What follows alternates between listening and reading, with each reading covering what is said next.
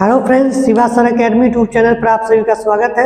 आज की क्लास में हम मैथ के पूरे 15 सवाल सॉल्व करने वाले हैं, जो कि आपके आगामी या जो इस समय चल रही एग्जाम आर्मी जीडी उसके लिए बहुत ही इम्पोर्टेंट रहने वाले हैं। चलिए तो पहला सवाल देखते हैं। पहला सवाल क्या कह रहा है, चलिए पहला सवाल कह रहा है, यदि 3 अंकों की संख्या 7 यक्स 6 11 से विभाज्य है तो यक्स का मान बताइए। ठीक है, ऑप्शन आपको नजर आ रहा होगा। पहले आप इसे सॉल्व करेंगे और फिर सॉल्यूशन देखेंगे। चलिए, कहा जा रहा है कि एक 3 अंकों की संख्या है। संख्या क्या है? 7 यक्स 6, जो किससे विभाजित हो रही है? 11 से। तो आपको यक्स का मान बताना है। चलिए देखते हैं कैसे सॉल्व होगा इसका। देखिए, एक छोटा सा फार्मूला होता है। हम क्या करते हैं, पहले सम जो विषम जगह पर आ रही है, यानी कि जो ऑड प्लेस पर नंबर आ रहा है उसको एक साथ जोड़ लेते हैं, और जो इवन पर आ रहा है उसको एक साथ जोड़कर उसका अंतर लेते हैं। ठीक है, तो चलिए पहले अंतर ले लेते हैं। देखिए 6 7 जोड़ेंगे कितना आएगा? 13। और यहाँ पे इवन प्लेस यानी सम प्लेस पर कौन है? यक्स है, तो 13 माइनस यक्स हो जाएगा। अब जो अंतर आता है या तो वो 0 के बराबर होना चाहिए या तो 11 के बराबर होना चाहिए। ठीक है, तो बेसिकली हम शुरू में 0 ही मानेंगे। ठीक है, तो ये जो अंतर आएगा उसको हम किसके बराबर रखेंगे? 0 के बराबर। तो इस तरह से यक्स का जो मान आ जाएगा कितना? 13। लेकिन एक चीज और ध्यान रखना है कि अगर यक्स का मान यहाँ पर 11 से ज्यादा आता है तो एक बार हम फिर से 11 घटा देते हैं।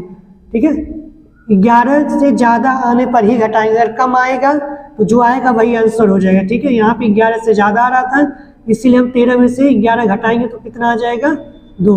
इस तरह से आपका जो पहले का आंसर हो जाएगा ऑप्शन नंबर बी, दूसरा। ठीक है, ऑप्शन नंबर बी का बी, और ऑप्शन कौन सा होगा? दूसरा सही होगा। ठीक है, चलिए नेक्स्ट क्वेश्चन देख लेते हैं। नेक्स्ट क्वेश्चन कह रहा है कि यदि 2 संख्याओं का लघुत्तम समापवर्त है 225 है। लघुत्तम समापवर्त मतलब एलसीएम कितना दिया हुआ है?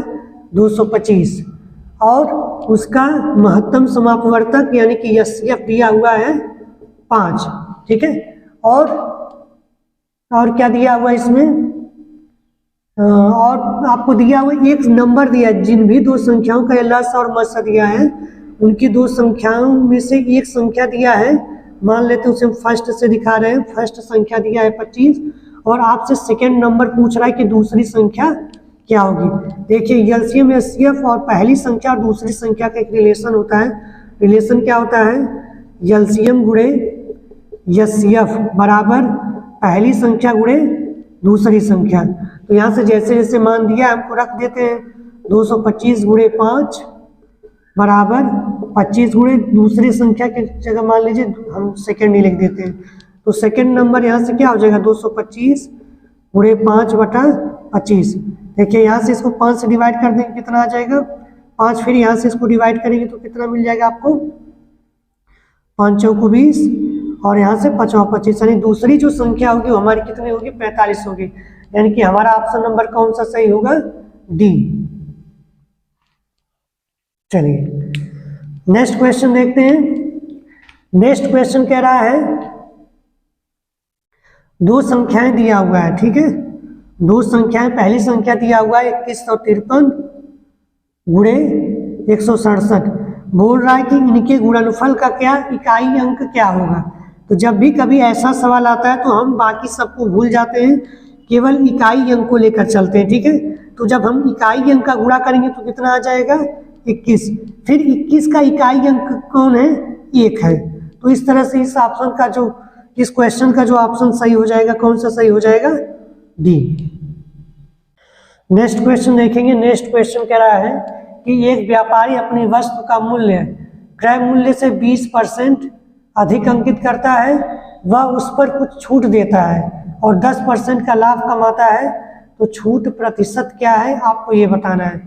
चलिए पहले हम क्या करेंगे, जो भी प्रतिशत वैल्यू दिया होता है, जिसके भी रिस्पेक्ट में दिया होता है, उसको फ्रैक्शन में बदल लेते हैं। वहां से हम उससे यूनिट में कन्वर्ट करके सवाल को सॉल्व कर सकते हैं। जैसे देखिए कह रहा है 20% अधिक अंकित कर रहा है क्रय मूल्य से, इसका मतलब 20% का अगर हम फ्रैक्शन निकालेंगे तो आपको कितना आ जाएगा 1/5। जब 20/100 करेंगे तो आपको फ्रैक्शन वैल्यू कितनी आ जाएगी 1/5।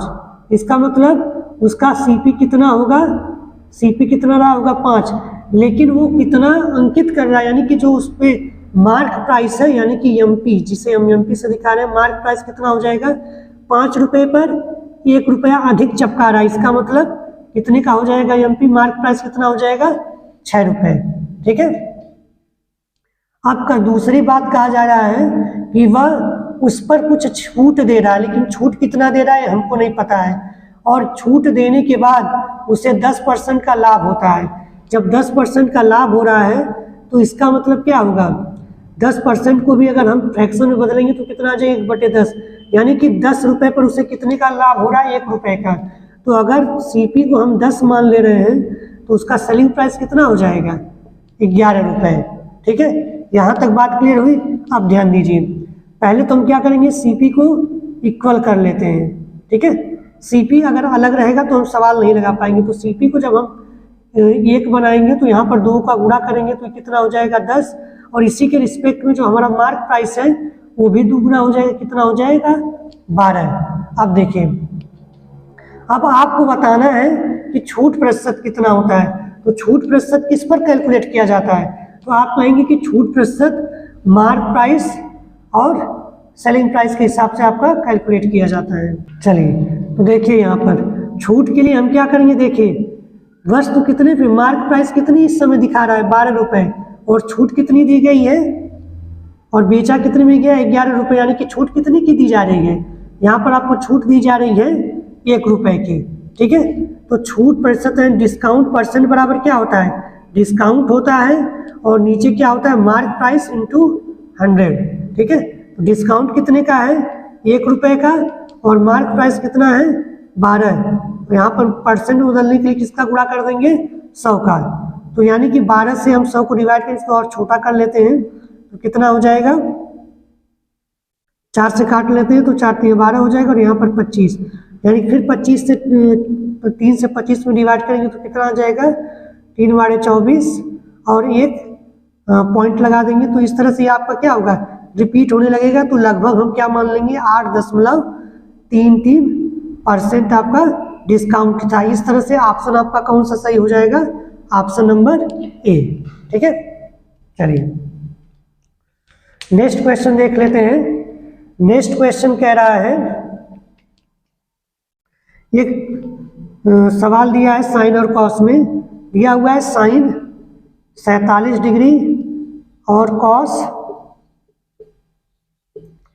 33 डिग्री माइनस कॉस 43 डिग्री और साइन 57 डिग्री का मान क्या होगा, ये आपसे पूछा जा रहा है। ठीक है, नेक्स्ट क्वेश्चन है। देखिए इसमें हम क्या करेंगे, पहले टर्म को उसी तरह छोड़ देंगे, दूसरे में हम क्या करेंगे 90 माइनस थीटा का जो फार्मूला होता है आपको कन्वर्ट करने का, उस फार्मूले का यूज करेंगे। चलिए हम यूज करते हैं आगे, इसको इसी तरह रहने देंगे। आगे देखिए इसको क्या लिख सकते हैं हम, क्या हम इसे कॉस 90 माइनस 47 लिख सकते हैं। देखिए दोनों जोड़ेंगे तो यहाँ से घटाएंगे तो 43 ही आएगा।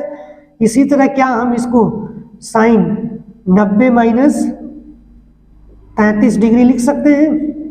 चलिए आगे देखते हैं, जब लिख सकते हैं तो आगे देखिएगा इसे क्या हो जाएगा 47 साइन 47 डिग्री और कॉस 33 डिग्री माइनस, ये देखिए जब 90 माइनस थीटा होता है तो क्या कन्वर्ट होकर हो जाता है साइन 47 डिग्री, और यहाँ पर कितना हो जाएगा कॉस 33 डिग्री। अब आपको पता है ये किस टाइप का फार्मूला दिख रहा है। अब देखिए फार्मूला नहीं बनेगा, यहाँ पे देखिए दोनों क्या है सेम है, साइन 47 यहाँ भी है कॉस 33 यहाँ भी है। इसका मतलब इन दोनों का जब हम निकालेंगे तो ये क्या हो जाएगा पूरा का पूरा 0 हो जाएगा। इस तरह से ऑप्शन कौन सा सही हो जाएगा आपका सी। नेक्स्ट क्वेश्चन कह रहा है कि एक छात्र 25% अंक प्राप्त करता है और वह 15 अंकों से अनुत्तीर्ण हो जाता है, जबकि एक दूसरा छात्र जो था वो 75% अंक प्राप्त करता है और वह उत्तीर्ण मानक प्रतिशत, कुछ जो मानक प्रतिशत बनाया गया था जिससे ऊपर जाने पर छात्र क्या होते हैं, पास माने जाते हैं, उसी की बात किया जा रहा है। उससे क्या है, 35% अधिक प्राप्त करता है। ठीक है, तो आपको बताना है कि अधिकतम संभव अंक कितना था। ठीक है, इस बात को हम कैसे समझ सकते हैं, देखिए इसमें पूछा जा रहा है कि मैक्सिमम मार्क कितना था, और दो लड़कों के बारे में बताया गया है कि एक लड़का जो है 25% पा रहा है, और वो जितना पासिंग मार्क था उससे 15 कम है, और दूसरा जो बंदा था वो 75% पा रहा है, लेकिन उसका जो मार्क है वो टोटल मार्क यानी जो टोटल मार्क है उससे क्या है, 35% अधिक है, यानी जो मानक था, ठीक है, जो मानक बनाया गया था उससे 35% अधिक है। चलिए, तो पहले हम क्या मान लेते हैं, जो चीज हमको पूछी जाती है उसी को हम मान लेते हैं। हम मान लेंगे लेट जो मैक्सिमम मार्क है वो कितना है, यक्स है।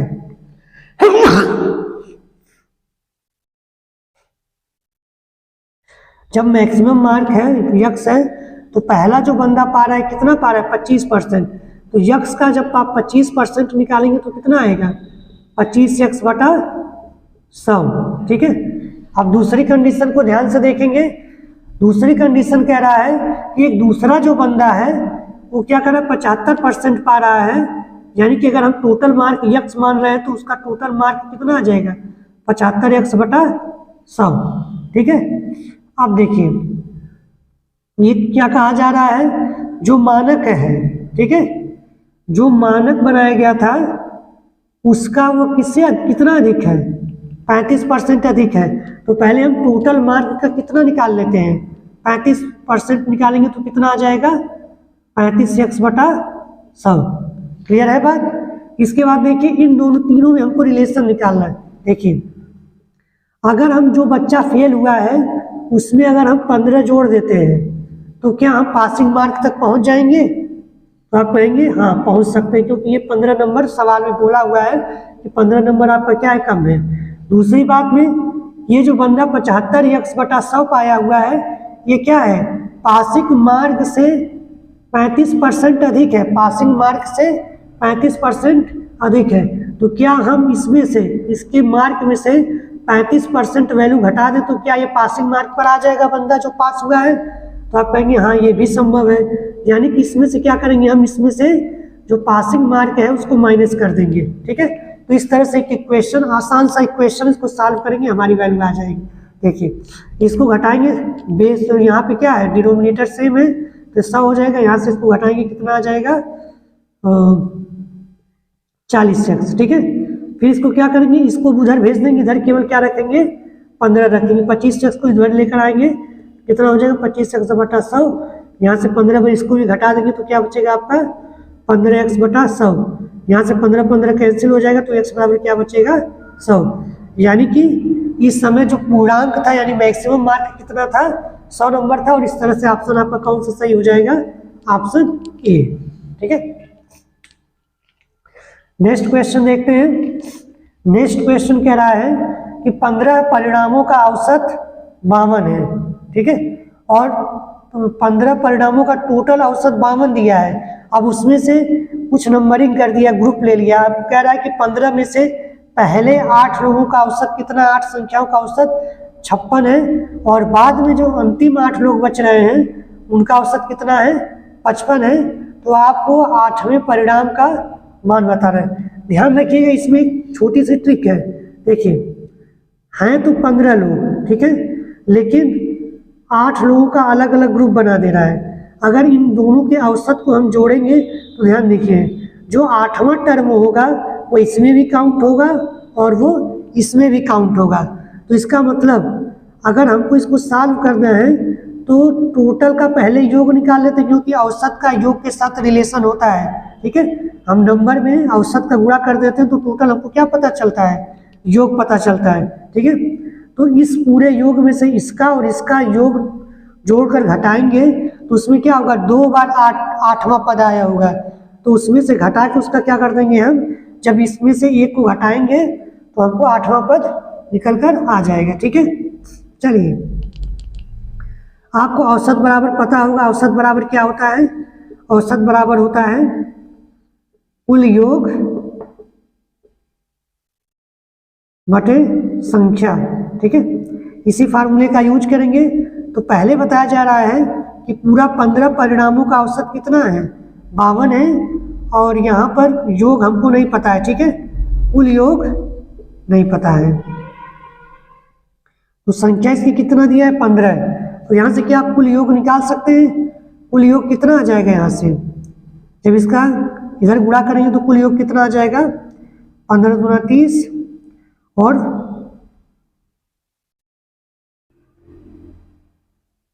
15 और 3 कितना हो जाएगा, 78, यानी कि कुल योग कितना आ जाएगा आपका 780। अब जो 8 8 अलग अलग दिया है इसी फार्मूले पर रखेंगे, तो हम डायरेक्ट बता रहे हैं दोनों का गुणा करेंगे। 8 लोगों का परिणामी औसत कितना है, 56 है। तो इनका योग टोटल कितना हो जाएगा, 56 हो जाएगा। गुणा कर लेंगे, 8 हो जाएगा, 4 8 5 40, 448। इसी तरह जो लास्ट वाले 8 लोग हैं उनका औसत कितना दिया हुआ है, 55। तो उसको हम जोड़ लेंगे तो कितना, गुणा कर लेंगे कितना हो जाएगा, 8 5 40 और 8 5 40 4 44। इस तरह से दोनों को ऐड करेंगे और यहाँ से क्या करेंगे, टोटल योग में से घटा देंगे तो हमारा आंसर आ जाएगा। देखिए यहाँ से दोनों को जोड़ लीजिए, कितना हो जाएगा, सॉरी यहाँ पे पहले ये वाला बड़ा आएगा, क्योंकि इसमें क्या है, ये बड़ा क्यों आएगा दोनों को जोड़ने पर, क्योंकि इसमें 8वां टर्म जो है दोनों बार बार जुड़ गया है। तो इसको जब हम यहाँ से जोड़ेंगे कितना आ जाएगा, 8 और यहाँ पर 8 और यहाँ पर 8, ठीक है। तो अब जो ये वाला कुल योग आया हुआ है उसको इसमें से क्या करेंगे, माइनस कर देंगे, तो आपका आंसर आ जाएगा, यानी कि कितना आ जाएगा, 108। यानी कि आपका ऑप्शन कौन सा सही होगा, डी सही होगा। एक बार इसको फिर से ध्यान से देखेंगे, इस पूरे को कंसेप्ट को समझने की कोशिश करेंगे। बात कही जा रही है कि 15 का औसत दिया है 52 है, उसमें से पहले 8 का औसत अलग दे दिया गया है, 8 का औसत बाद में दे दिया गया है। तो जो बाद में जो 8 लोगों का औसत दिया है उनको जब हम जोड़ेंगे तो जाहिर सी बात है कि जब कुल संख्याओं का जो औसत है उससे ज़्यादा आएगा। अब ज़्यादा क्यों आएगा, क्योंकि 8वां टर्म क्या है, दो बार दोनों में ऐड हो जा रहा है, ठीक है, जिसकी वजह से ये जो सबका इकट्ठा जो औसत योग लिया जाएगा उससे ज़्यादा आएगा।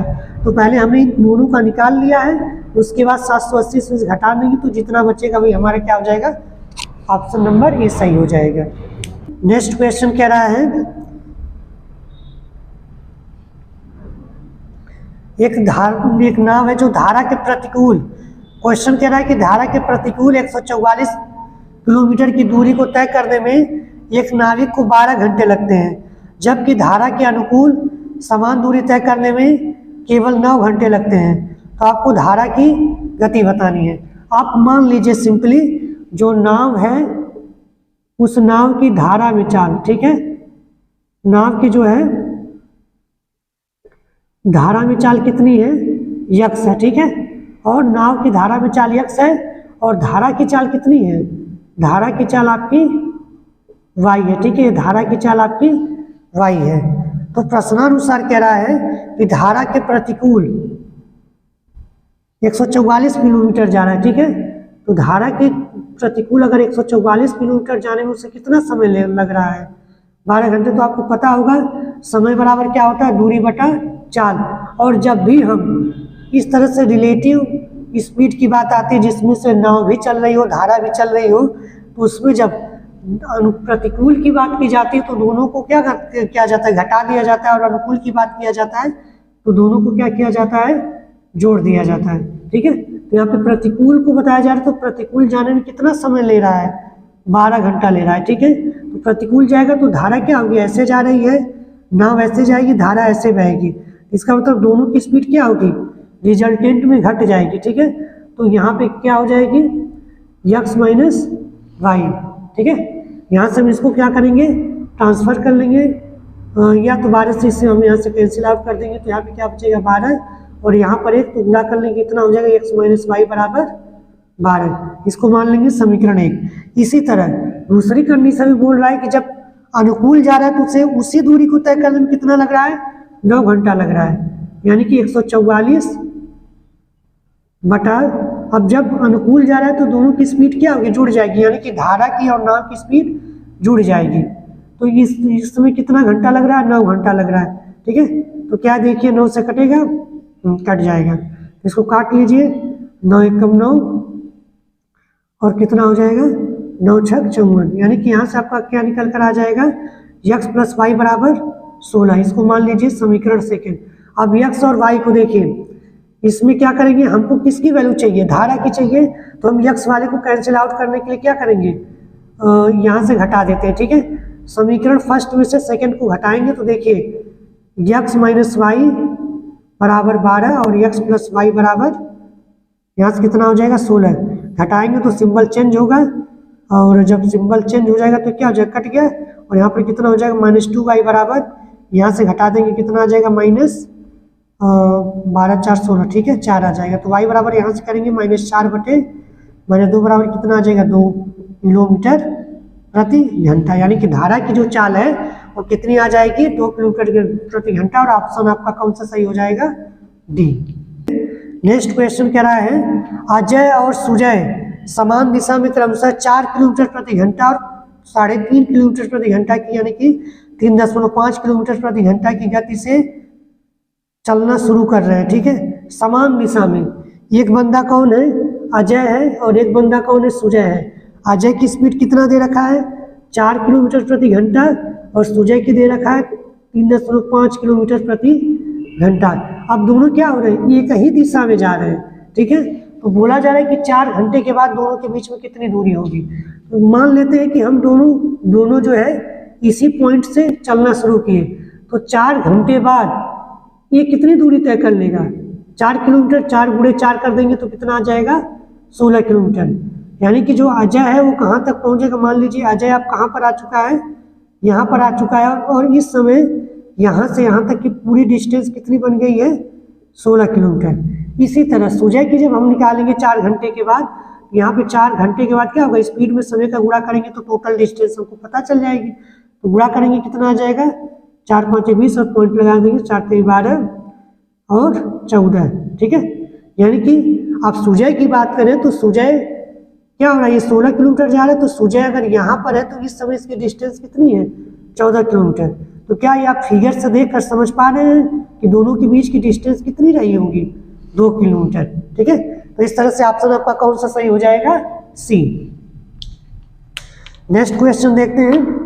नेक्स्ट क्वेश्चन कह रहा है कि एक समद्विबाहु त्रिभुज है। आपको पता होगा समद्विबाहु त्रिभुज किसे कहते हैं। समद्विबाहु त्रिभुज एक ऐसा त्रिभुज होता है जिसकी 2 भुजाएं और उसके आमने सामने के कोण बराबर होते हैं। तो हम मान लेते हैं कि ये दोनों भुजाएं क्या हैं, बराबर है, इसके आमने सामने के कोण क्या है, बराबर है। इसको हम x भी मान लेते हैं, और जो दूसरा बराबर नहीं है उसको हम क्या कर लेते हैं, y मान लेते हैं।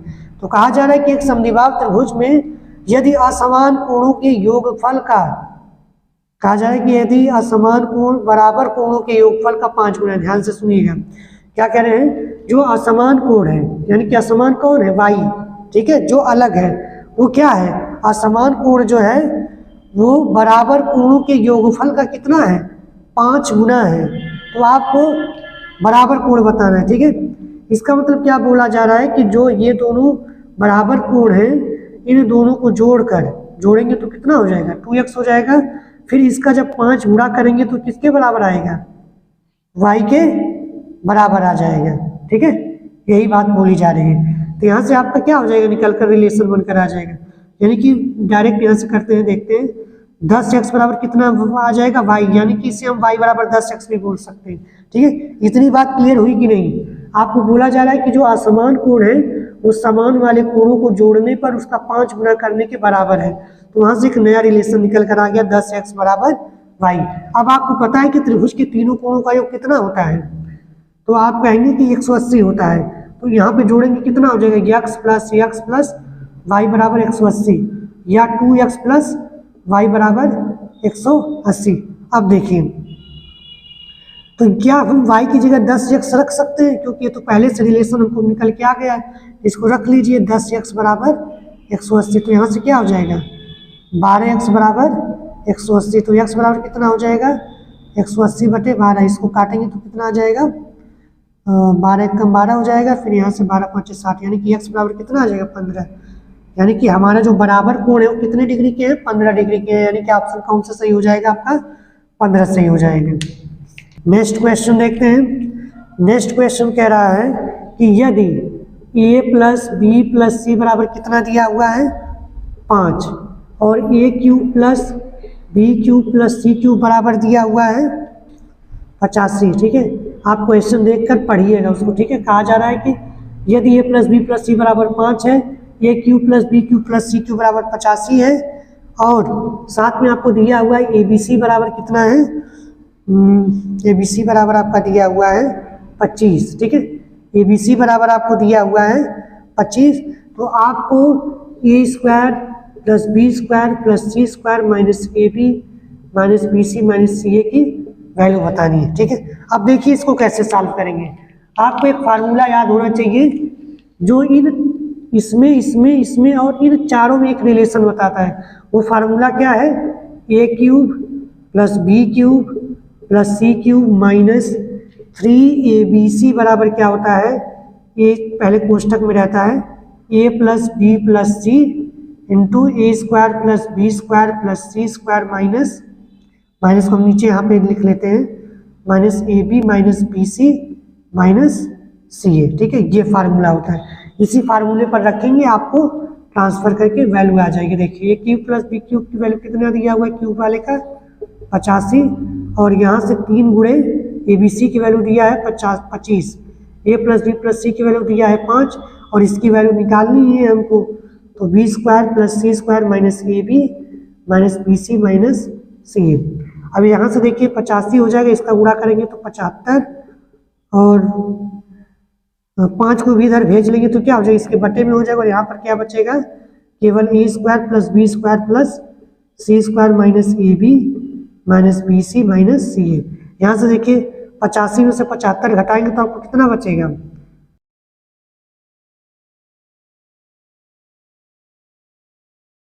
3। नेक्स्ट क्वेश्चन कह रहा है यदि a माइनस बी बराबर 8 हो और a गुणे बी बराबर यानी ए बी बराबर कितना हो 9 हो, तो आपको a प्लस बी का मान बताना है। देखिए इसको आप बेसिक से भी लगा सकते हैं, पहले हम बेसिक से लगाते हैं, डायरेक्ट इसका वही फार्मूला भी बनकर आ जाता है। देखिए आपको पता है a माइनस बी का होल स्क्वायर कितना होता है, चलिए तो यहाँ से देखेंगे कितना हो जाएगा, a माइनस बी का होल स्क्वायर बराबर A square plus B square minus 2ab, यही होता है। अब आगे देखिए, अगर हम इसी में a प्लस बी का भी होल स्क्वायर लगा देते हैं तो क्या आ जाएगा, ए स्क्वायर प्लस बी स्क्वायर और प्लस 4ab, ठीक है। अगर हम पहले समीकरण या दूसरे समीकरण से पहले को घटा देते हैं, देखिएगा घटाएंगे तो क्या मिलेगा, a प्लस बी का होल स्क्वायर, ये नीचे से ऊपर वाला घटा रहे हैं तो क्या हो जाएगा, a माइनस बी का होल स्क्वायर बराबर, और देखिए ये सब तो कैंसिल आउट हो जाएगा, प्लस इसका सिंबल बदल कर कितना आपका बन जाएगा, ये 4/2 होगा, ठीक है। जब इसको जोड़ेंगे तो आपको कितना हो जाएगा, 4ab हो जाएगा, ठीक है। तो यहाँ से जब इन दोनों को जोड़ा जाता है तो एक नया फार्मूला बनकर आ जाता है। तो जब भी आपको इस तरह से डिफरेंस वाला पूछे तो आप ये फार्मूला हमेशा याद रखेंगे। क्या फार्मूला बताया गया, ए प्लस बी का whole square minus A minus B का whole square is equal to कितना होता है, 4ab। यहाँ से वैल्यू रख दीजिए, वैल्यू रखेंगे तो ए प्लस बी का तो होल स्क्वायर हमको चाहिए ही चाहिए, तो माइनस यहाँ पे कितना हो जाएगा 8 का स्क्वायर, और उधर कितना होगा 4 गुणे 9, तो ए प्लस बी का होल स्क्वायर बराबर कितना हो जाएगा, पहले इसको एक बार लिख लेते हैं, यहाँ पे 64 हो जाएगा और यहाँ पर 36, तो उसको उधर भेजेंगे तो ए प्लस बी का होल स्क्वायर बराबर कितना हो जाएगा, 36 प्लस 64 बराबर 100, और जब यहाँ से स्क्वायर को उधर भेजेंगे तो ए प्लस बी बराबर क्या हो जाएगा, √100, और जब √100 को बाहर करेंगे तो आपकी वैल्यू क्या आ जाएगी, ±10। तो यहाँ पर हमको लगता है कि अधिकांश सवाल हमने लगा दिया है। जो बचे हुए सवाल हैं आपको क्या करने होंगे, HW रहेंगे, उसको सॉल्व करके आप कमेंट करिएगा, ठीक है। चलिए अब मिलते हैं नेक्स्ट क्लास में एक नए प्रैक्टिस सेट के साथ। उम्मीद है कि आप लोगों को ये सेट अच्छे से समझ में आया होगा, ठीक है।